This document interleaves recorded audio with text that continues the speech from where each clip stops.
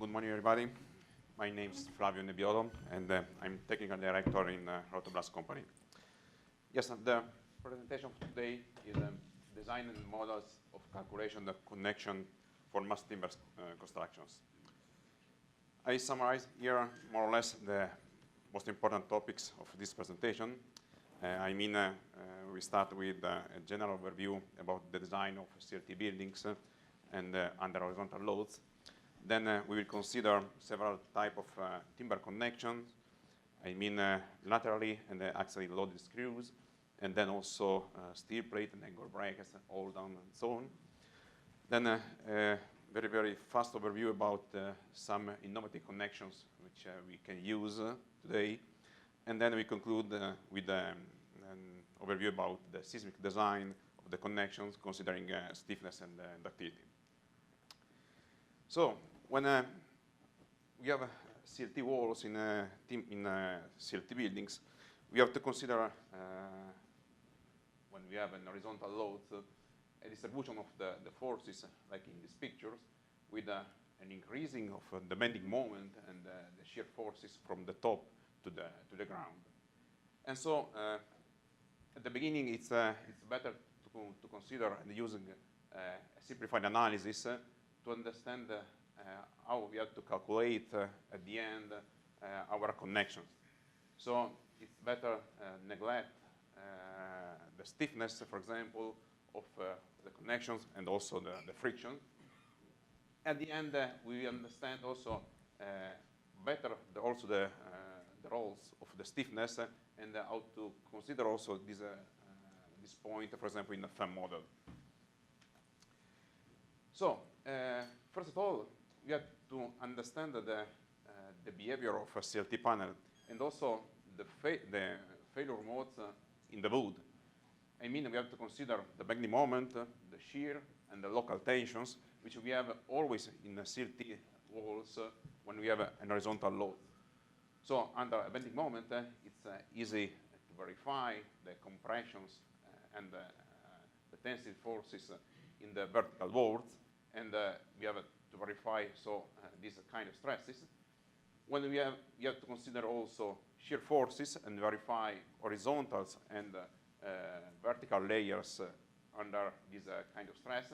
You have obviously also to consider the minimum thickness between vertical and horizontal boards. And for example, in the last picture with the FEM analysis, we can consider and verify in the corner the pressure or the tension which we have to analyze. Then it's important also to understand the different mechanisms of the CLT walls. Above all, translations and rotations. When we speak about the rigid translation of the wall, we can have the rigid translation of each walls. We can have the rigid translation of the whole wall or of the whole buildings with this kind of increasing by step of the shear from the top to the ground. And in this case, the rigid translation, we suppose so, of the CLT panels is avoided by the means of shear angle brackets, and it's enough dividing the total shear forces by the number of angle brackets, and then to compare the resistance of the angle brackets with the horizontal forces. Then you have to consider also the rigid rotation of each walls or of the entire buildings with this linear, for example, increasing of the bending moment. In this case, considering also the vertical load which you have on each walls, and consider also, for example, as approximation, a stress block with a compression in the corner and a tensile forces in the opposite corner. Usually, a timber designer assumes an internal arm between the tension, the compression of 0.9 length, and dividing the bending moment by this measure, we can, and considering the vertical load, we can obtain immediately the uplift forces, and we can compare these uplift forces with the strength of our hold downs. We can choose on the market several kind of hold downs with several stiffness and several resistance. Then the rigid translation of the floor. Why? Because the floor has always a double role. Be careful. Essential transfer horizontal loads, about, for example, with the wind or the earthquake, to the shear walls. And the second role is take part in a box behavior which we have to give to our CLT building. To be sure that we can transfer these horizontal loads, we have to verify, calculate properly the horizontal joint which we have always between the panel in the slab, and also the joint between the slab and the wall. How can I design this connection? I can use this approximation. I mean, I can suppose that this slab works like a beam wall under an horizontal load. I can obtain very, very fast the shear forces between the panels and also the shear forces between the slab and the wall, and immediately understand if I want to use screws, angle brackets, or that, other mechanical devices. I can immediately verify this kind of connection. This is, for example, common situation which you have on the building site when we want to realize CLT buildings. I mean that I don't have a whole wall, CLT wall, but I have several walls which compose my wall. In this case, why we have this situation? First of all, some cases it's convenient for the carriage and the storage. In some cases, it's necessary because we have to deliver our wall by containers, for example, and so we have a specific dimension which we have to respect. Or in the third way, when we have multi-story buildings, for example, and I have an height between the story more than 2.8 or 3 meters, I have to divide my wall in several panels. In this case, to save obviously many hold downs between each panel, I can calculate and verify properly this vertical joint. It's enough to put the hold down only in the corner of my whole wall, and it's also convenient because this vertical joint can achieve a very, very interesting seismic dissipation, and which we can see also at the end of this presentation, which is the better way to verify this connection. So we understood more or less the behavior of our CLT building, and then we can understand better which kind of connection we can use. First of all, we have on the market many kinds of screws. I mean, partial threaded screws, full threaded screws, screws with a double thread, for example, or also timber concrete screws. In Europe, we use essentially the Johansson model, where the resistance depends essentially on the 3 parameters: the embedment strength, the characteristic yield moment of the fasteners, and the withdrawal resistance. According to this model, we can have several failure modes with several points where we have the plastic hinges during the deformation of our fastener. It's also interesting to consider when we want to calculate the shear resistance of our connection, the rope effect. I mean, with specific fastener like bolts with a washer or screws with a 2 thread or with a full thread, this kind of fastener avoid vertical displacement thanks to the thread or to the washer, and realizing a compression between the timber elements and a friction between the 2 elements. This kind of joint can increase also the shear resistance. Obviously, we have to limit this effect according to different behavior of the connectors. I mean, screw, anchor nails, bolts, and dowels.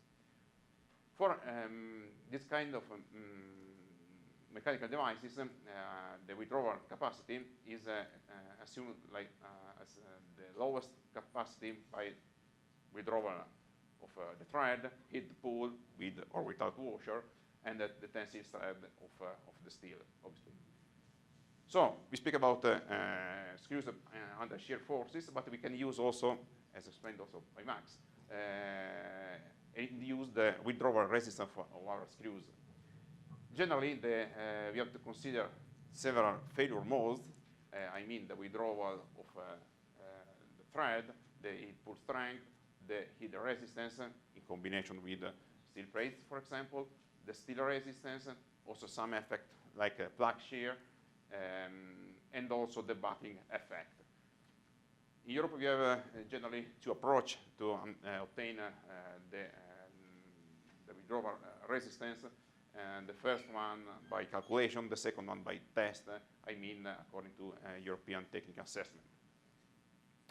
It's essentially when you want to calculate, for example, joint with the cross full threaded screws, it's important to take into account also the buckling capacity when our screws work under compression. At the moment, there is no reference in European standard, for example, but there is some very, very interesting research, for example, of Vega. And according to this point, the characteristic buckling resistance has to refer to the inner thread cross section and the characteristic yield strength. Considering these two parameters, you can obtain the buckling resistance, which we have also to compare with the withdrawal resistance, for example, in cross screws joint. So using this kind of axially loaded screws, we can couple and joint two elements, for example. We can also realize a big beam composing two elements. We can hang a secondary timber beam to a primary timber beam. We can hang a timber beam to a steel beam. We can realize also steel timber connection, and we can also fix in insulation, for example. So after the screws, fortunately, we can also use in our CLT buildings other kind of connection like steel plates and angle brackets. This kind of connection can absorb very, very high forces, shear forces or tensile forces, and generally fixing on the CLT panels with anchor nails or screws, and or if you have to fix our wall to the ground, generally fix it with mechanical anchors or chemical anchors. This is, for example, one of the results about the resistance of an all down. Generally, the final resistance of this kind of connection comes from experimental test where we can take into account several failure modes. I mean timber side or steel side or concrete side. We can see, for example, according to several kind of screws or anchor nails, we have several capacity. We have several resistance also according to the failure mode in the steel, bending, shear, or tensile, for example. Or if you speak about shear angle bracket, like this one, with the hold down, we have several kind of connection, but we have also pay attention also on our chemical or mechanical anchor to the ground foundation, because we have different eccentricity at the end between our anchors and the vertical plates. So with different eccentricity, we have at the end different resistance, different behavior of our angle bracket. So we have a traditional and common connection, and we can also use innovative connection like this one, where we can use essentially the resistance and the stiffness of full threaded screws. With this kind of connection, we can, for example, reduce the number of the fixation. We can solve the big problem of the compression perpendicular to the grain between the walls and the slab. We can achieve a very, very interesting stiffness and resistance. We can also give, finally, to our connection a fire performance, and we can also improve the acoustic behavior of this kind of connection. We speak about essentially about a component made by a steel box with six full threaded screws and an LVL element inside. With this kind of connection, we can realize a connection which can work in each direction. So we can speak finally about a connection, about a domain failure. I can use a connection with a 100 kilonewton of tensile resistance or shear resistance, so in each direction, and I can also achieve a very, very high resistance in the compression. Why? Because we use the LVL element to transfer the compression forces not directly between the contact of the steel box on the wall, but we use the LVL element and the thread of the screws to transfer in the depth of the panel our compression forces. An interesting connection because it achieves a very, very high stiffness in combination with an interesting value also for ductility, so which is the biggest challenge for the CLT and multi-story building. Other innovative connection like this one, for example, the big problem of compression perpendicular to the grain when we have column, slab, and column. Okay, I can use something like this one. I mean a top steel plate, 6 steel arms fixed on the CLT slab with full threaded screws, an inner steel pipe, and the base steel plate. In this way, I can transfer the vertical load on the slab directly through our screws to our arms, and then we can transfer from the arms to our pipe. In this way, the vertical load can go directly from this column through the pipe directly to the other columns. And we can also achieve very, very interesting resistance under compression forces. So be careful, because when we are in seismic area, we also pay attention to the mechanical behavior under cyclic movement and test. So when we speak about seismic design, we have to take into account essentially the timber embedment strength and the fastener yielding. I mean that under a horizontal displacement, our connection have different behavior. So according to different thickness of the timber elements, according to different diameter of our connection, can I have a low dissipation of the energy or a high dissipation of the energy? But not only this point, but also we have to consider that you don't have only the ductility of a connection, but we speak generally about a global and local ductility. We have ductility in the connection, in the joint, in the structural element, and in the whole structure. So, for example, in Eurocode, we have to guarantee always a local ductility, and generally in this dissipative zone, we have to guarantee the plastical deformation at least after 3 fully reversed cycles with a static ductility of 4 or 6 to have a medium or high ductility. But not only this point, but we have also after the 3rd cycle, for example, which we have to guarantee always a reduction of the strength between the 3rd and the first one, the 1st cycle, a reduction of the resistance not more than 20%. After a bigger research project carried